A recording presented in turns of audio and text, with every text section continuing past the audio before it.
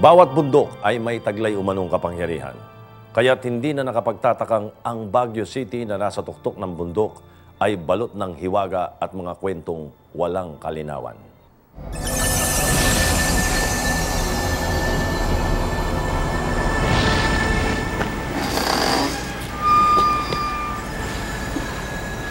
Kung pagmamasdan, aakalaing pangkaraniwang bahay lamang ito. Pero may mga kakaibang kwentong bumabalot sa bahay na ito. Nakabase na sa Amerika ang may-ari. Ipinagkakatiwala na lamang ito sa mga caretaker. Paminsan-minsan na lamang umaakyat ng Baguio para magbakasyon kapag umuuwi ng Pilipinas ang may-ari. Wala nang gaanong importanteng gamit sa loob at sa ngayon under renovation pa ito. May 20 taon na bilang caretaker ang mag-iinang Olga at dalawa nitong mga anak na babae. Ayon sa mag-iina, may kasama silang nakatira sa bahay na ito. Kasamang hindi nila nakakausap, hindi lubusang nakikita, subalit madalas magparamdam sa kanila. Hinahabol nyo ba ng tingin bigla? Oo, siyempre kung sakali ikaw kung may dadaan na ibang tao, di siyempre titignan mong ganun. Pag tignan mong bigla, maglalaho na Nawawala na, pero dumaan. Dumaan talaga? Yung talagang dadaan. So ngayon habang kausap kita, may nakatingin sa atin dyan? Mayroon, nakapaligid-paligid lang siguro na kung minsan parang biglang nakatingin. Isang babaeng mahiwaga ang madalas na nagpapakita umano sa bahay na ito. Nakikiramdam lamang sa mga nakatira dito.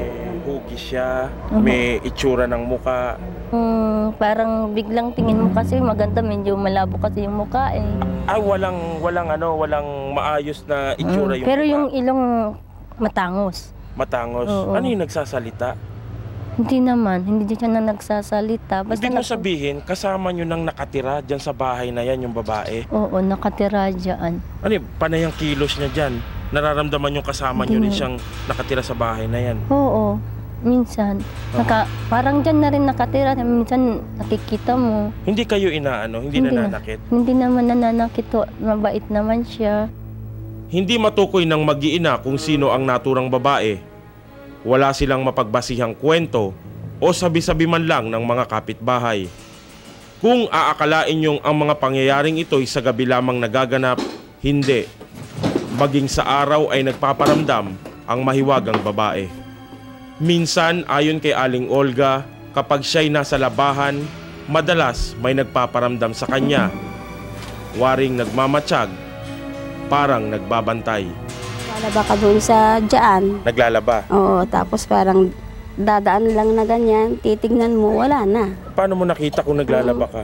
Siyempre pag ganon, makikita mo rin yung nagdadaan. Lalo na kung tatahol yung aso, titignan mo, wala na, pero parang may dadaan na nakaputi. Bukaging ang isa pang anak ni Aling Olga na si Gaudelia ay may mga karanasan din ng pagpaparamdam. Meron po dito po sa hagdanan. Anong meron dito? Para pong may umaakyat, umapanaog, ganon. Akyat panaog? Opo, akyat panaog siya paulit-ulit. Lalo na po pag bilog yung buwan.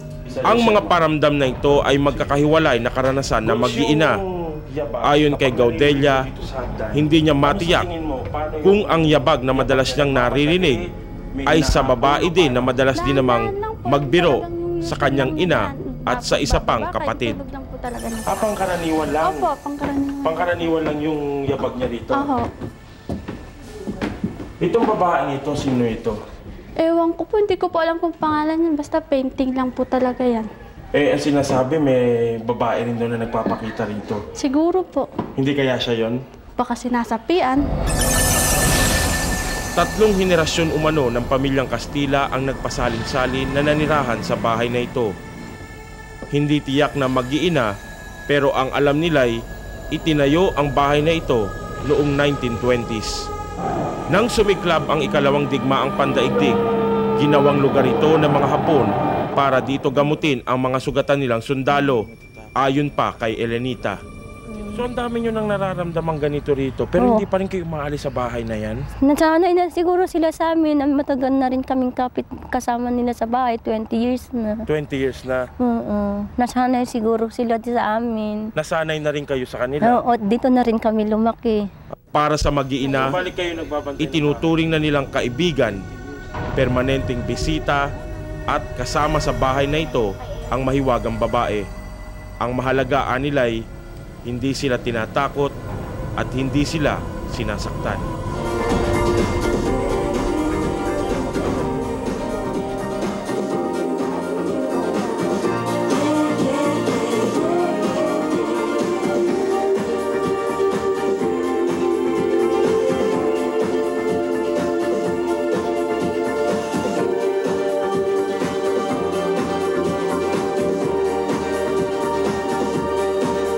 Sa gitna ng mga tugtugin at sayaw ng mga parokyano ng Spirits Disco, hindi batid ng ilang mga nagtutungo dito na may kasama sila sa bawat gabi. Waring nakikipagsaya ang mga naglipa ng puwersa sa lugar na ito. Isang lantad na lihim kung bakit ito pinangalan ng Spirits Disco at may kanya-kanyang kwento ang mga nagtatrabaho dito. Ito, tinawag namin na spirit ito dahil sa may nakatira nga dito. May nakatira po. Na hindi nakikita. Pero mabait naman sila. Mga espiritu. Anong ibig niyo po sabihin?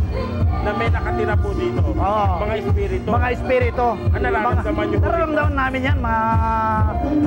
Yung iba, nagpapakita pa nga sa mga ibang waiter eh. Sa mga security guard, nagpapakita rin. May kapilyuhan din ang multo dito. Maging ang mga customer ay nabibiktima ng pagbibiro ayon pa kay Mr. Consolacion. Kasi yung gamit namin na at saka yung iniinom namin, ba't lumipat doon? May nagkalkal ba doon sa Ay, sabihin kung halimbawa, dito ho yung customer, Oo. lumilipat ho yung gamit nila. Oo. Saan ho napupunta halimbawa? Doon sa sulok na yun. Napupunta ho doon. Oo. Hindi naman ho kayo nililipat ng waiter nyo. Hindi. Kasi busy time yan eh. Aha. Busy time yan.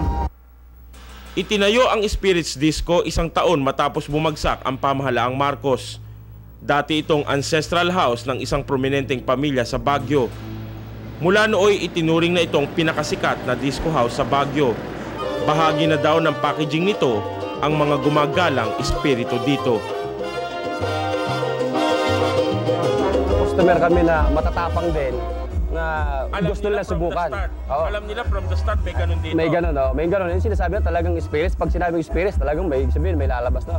Kasi haunted house nga ho ito eh. May mga taga Manila, halimbawa, pumunta galing Manila, pupunta rito, mag-disco, ina-experience nila na makita lang ganun. Pero may mga taong pinapakitaan eh. Si Mang Jun naman ay may nakitang nagmamadaling kung sino na tumakbo sa bahaging ito. Bigla rin naman daw itong naglaho. Meron nung araw dito. Itong parte nito, ayan, dito namin siya nakita, dito ko siya nakita. Sino ho yung nakita nyo rito? Lalaki. Oo. May itsura ho ba? Mistiso. May itsura ng muka? Oo, mga Barong Tagalog siya. Tapos dito naman, yan. Dito sa may banda rito? Oo, yan, lugar na yan. Ano yung nakikita nyo rito? Diyan, babae. Babae? Nakita ko siya dyan alas 2 ng gabi. Alas 2 ng gabi? Oo, kasi natulog kami rito noon eh. Hindi ho nagsasalita yun itong mga ito? Hindi naman, para lang siyang hangin na magpapakita dyan. Tapos, pag tinignan yung mabuti parang mawawala na siya.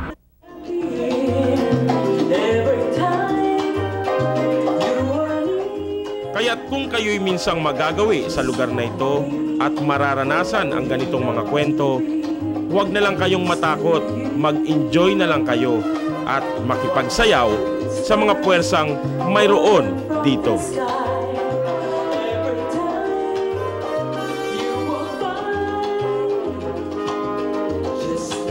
Totoo bang ang taong may mahalagang sikreto kapag namatay ay hindi maaaring matahimik? Magbabalik po ang Brigada 7. Kadalasan may dalawang uri daw ng mga nakikitang multo. Ang unay para bang isang lumang pelikula na lumalabas lang paulit-ulit. At ang ikalaway isang nilalang na may gustong ipahiwatig sa iyo upang ganap ng matahimik.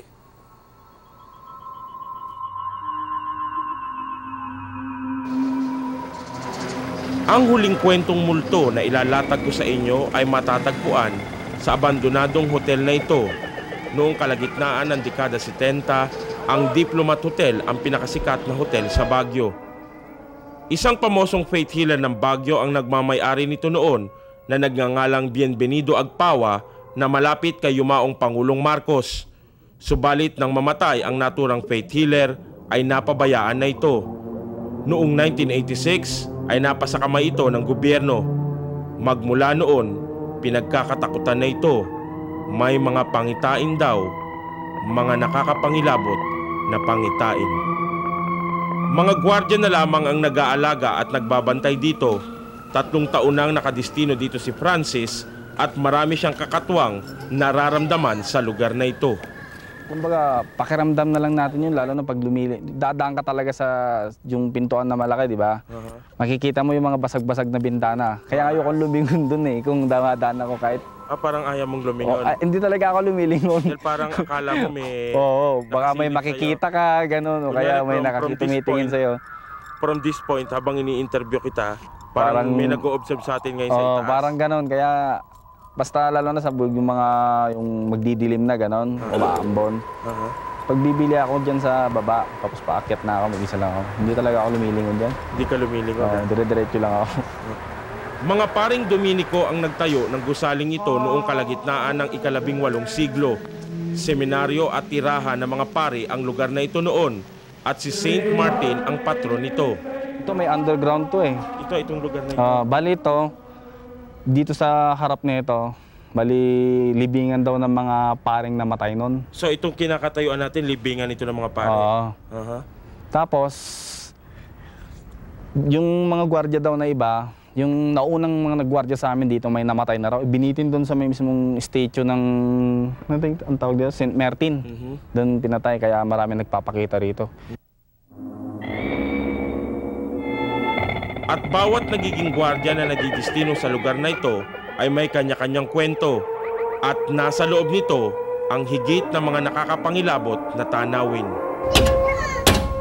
Pagpasok sa loob ay malamig na simoy ng hangin ang sumalubong sa amin. Nakakapangilabot. Sino naman kasi ang di kikilabutan sa ganitong lugar? Sira-sira na ang maraming bahagi ng loob. Ang mga kisame ay tuklap. Kinakapitan na ng sapot ang maraming lugar dito. Ang dating hardin ay ginagapangan na ng iba't ibang halaman. Paggabi sir, talagang marami kang naririnig dito ng mga kaluskos. May kumakaluskos? Oo sir. Bukod doon sa kaluskos, ano pa yung mga nakikita mo, nararamdaman mo rito?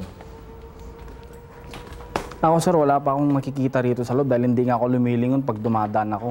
Pero base sa mga kasama ko, marami na silang nakikita rito na hindi pangkaraniwan. Sa ikalawang palapag ng gusali matatagpuan ang mga dating kwarto noong hotel pa ito. Ito sa maging kwarto nung maging hotel na. Ibig sabihin walang partition na ganito ito? Wala pa sir, nung kumbento pa lang. Nung panahon pa ng mga Dominican Brothers? Wala pa sir. Iba pa yung itsura nun, hindi ganito.